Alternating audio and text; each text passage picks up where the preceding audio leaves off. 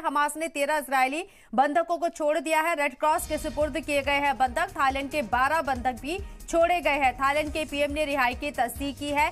Hamas ने 13 Israeli बंधकों को भी छोड़ दिया है। ये बड़ी खबर आपको बता रहे हैं। रिहा हुए इन बंधकों को रेड क्रॉस को सौंप दिया गया। साथ ही थाईलैंड के 12 बंधक भी छोड़े गए। थाईलैंड के पीएम ने इस बात की तस्दीक की। हमास ने अब तक 25 बंधकों को छोड़ दिया है। आज से सीज फायर नाफिज हुआ है और जो डील हुई है, जो मुआहदा हुआ है सीज फायर को लेकर, उसके मुताबिक यहां हमास के जरिए कुल 25 यरगमालियों को रिहा किया गया है, जिसमें 12 थाईलैंड के लोग हैं और 13 आपको बता दें कि इजरायली लोग हैं, जिन्हें यरगमाल हमास के जरिए बनाया गया था। 7 अक्टूबर को उन्हें रिहा कर दिया गया है। इस वक्त की ये बड़ी खबर आपको बता रहे हैं। दूसरी तरफ से इजराइल के जरिए 39 फिलिस्तीनियों को छोड़ा जाएगा। हालांकि हमास की तरफ से 25 यरगमालियों को रिहा कर दिया गया है। ये बड़ी खबर, सीज फायर का पहला दिन, और जैसे जैसे रिहाई होगी सीज फायर एक एक दिन आगे बढ़ता रहेगा। 4 दिन का सीज फायर नाफिज किया गया है।